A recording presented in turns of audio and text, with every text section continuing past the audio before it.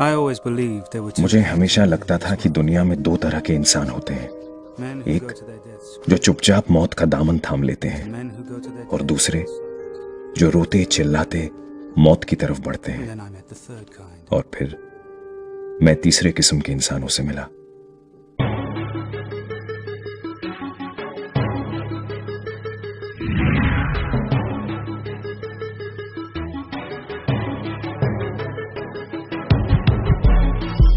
खून बहने के बाद भी मारा। खून बहने के बाद अभी एक डंडा इधर पड़ा है और एक डंडा इधर पड़ा है।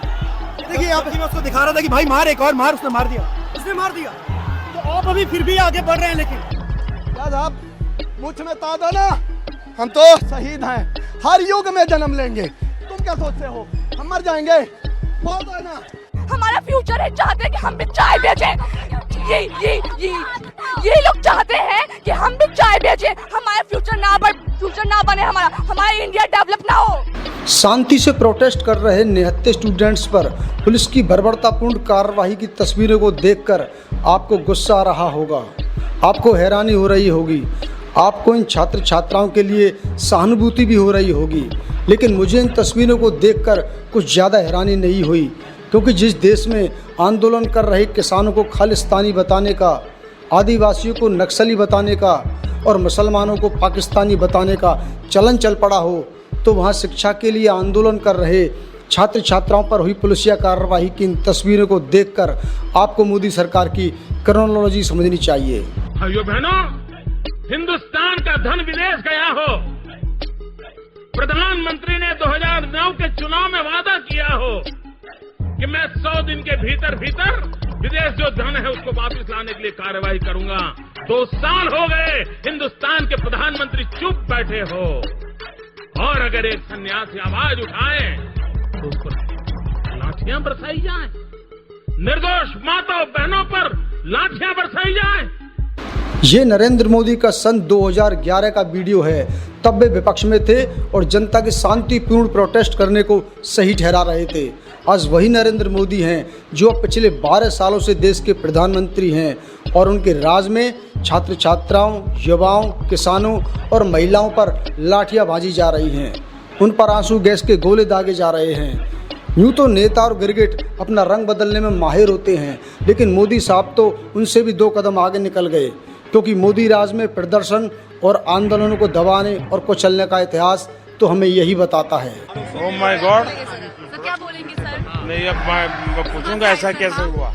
प्रदर्शन और आंदोलनों को बदनाम करने और उनके खिलाफ प्रोपेगेंडा फैलाने की शुरुआत सबसे पहले साल 2019 में शाहीन बाग आंदोलन के साथ हुई थी, लेकिन इसको बढ़ावा तब मिला जब प्रधानमंत्री मोदी ने साल 2021 में संसद में दिए गए अपने एक भाषण में एक नए शब्द आंदोलन जीवी की उत्पत्ति की। इसके बाद गोदी मीडिया ने तुरंत इसको हाईलाइट किया और आंदोलन के खिलाफ नैरेटिव बनाना शुरू कर दिया। हम लोग कुछ शब्दों से बड़े परिचित हैं, श्रमजीवी, बुद्धिजीवी, ये सारे शब्दों से परिचित हैं। लेकिन मैं देख रहा हूं कि पिछले कुछ समय से इस देश में एक नई जमात पैदा हुई है, एक नई बिरादरी सामने आई है, और वो है आंदोलन जीवी। साल 2019 में CAA और NRC कानून के विरोध में पूरे देश में प्रोटेस्ट हुए, लेकिन प्रोटेस्ट का मुख्य केंद्र दिल्ली का शाहीन बाग था, जिसमें ज़्यादातर महिलाएं, बच्चे और युवा शामिल थे। ये महिला प्रधान आंदोलन था, जो कि पूरी तरह नॉन वायलेंट यानी अहिंसक आंदोलन था। लेकिन सरकार के आगे नतमस्तक गोदी मीडिया ने झूठा प्रोपेगेंडा चलाकर इस आंदोलन को बदनाम करने में कोई कसर नहीं छोड़ी। साल 2020 में दिल्ली दंगों के पीछे भी किसी हद तक गोदी मीडिया के इसी प्रोपेगेंडा का हाथ था। इसके साथ ही आपको याद दिला दूं कि पुलिस ने जामिया मिलिया यूनिवर्सिटी में स्टूडेंट की बेरहमी से पिटाई भी इसी दौरान की थी।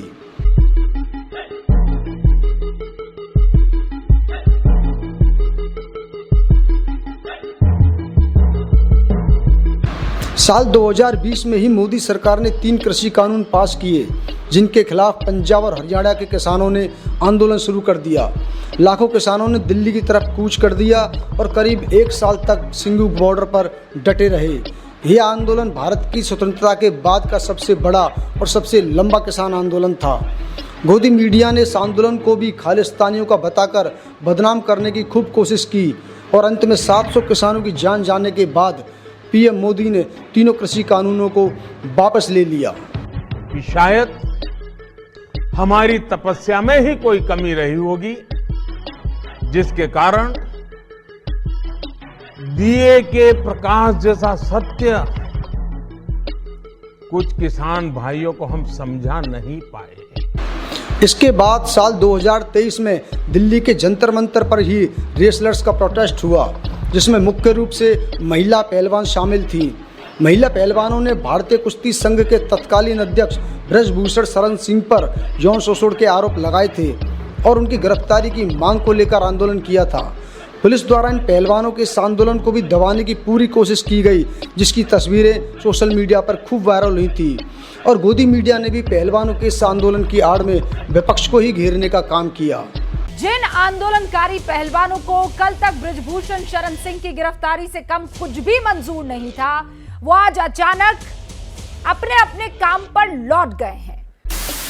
लद्दाख को पूर्ण राज्य का दर्जा दिलाने और छठी अनुसूची में शामिल करने की मांग को लेकर साल 2025 में लद्दाख आंदोलन हुआ था, जिसका नेतृत्व प्रसिद्ध इंजीनियर, वैज्ञानिक और सामाजिक कार्यकर्ता सोनम वांगचुक ने किया था। सोनम वांगचुक ने अहिंसक तरीके से धरना प्रदर्शन और अनशन शुरू किया, लेकिन लेह में हिंसा भड़कने के बाद सरकार ने NSA यानी नेशनल सिक्योरिटी एक्ट के तहत सोनम वांगचुक को गिरफ्तार कर जेल भेज दिया और सोनम वांगचुक 6 महीने तक जेल में रहे। और ये वही सोनम वांगचुक हैं जो शिक्षा मंत्री धर्मेंद्र प्रधान के इस्तीफे की मांग को लेकर दिल्ली के जंतर मंतर पर युवाओं द्वारा किए जा रहे आंदोलनों में उसके साथ खड़े हुए हैं। मैं बहुत ही मेरा दिल पिघल गया इससे, और क्योंकि उन पर बहुत ही बर्बरता से हमले हो रहे थे, इसलिए मैंने अपना अनशन जारी रखने का फैसला किया था। अब भी मेरे पास बहुत से नेतागण आए अनशन तोड़ने की अपील के साथ। लोकतंत्र में किसी भी नागरिक को शांतिपूर्ण तरीके से प्रोटेस्ट करने का अधिकार है, लेकिन आपको ये सारी बातें बताने का मकसद केवल इतना सा है ताकि आप ये बात समझ सकें कि कभी धरना प्रदर्शन, अनशन और आंदोलन की वकालत करने वाले नरेंद्र मोदी अब इन्हें दबाने, कुचलने की भरपूर कोशिश करते हैं और इस काम में गोदी मीडिया पूरी शिद्दत से उनका समर्थन करता है। यह बात पूरी दुनिया जानती है कि प्रधानमंत्री नरेंद्र मोदी कैमरा लवर हैं और सोशल मीडिया में कुछ लोगों ने प्यार से कैमरा जी भी कहते हैं, लेकिन संसद में आंदोलनकारियों को आंदोलन जीवी बताने वाले पीएम मोदी को शायद ये एहसास नहीं है कि वे भी अब आंदोलन जीवी से कैमरा जीवी में तब्दील हो चुके हैं। बिल्कुल ठीक कह रहे हो तुम, बिल्कुल ठीक कह रहे हो। आप इस बारे में क्या सोचते हैं मुझे कमेंट करके बताइए, और जानकारी अच्छी लगी हो तो वीडियो को लाइक कीजिए, शेयर कीजिए और हमारे ऐसे ही वीडियोस देखने के लिए हमारे चैनल द मुल्क को सब्सक्राइब कीजिए।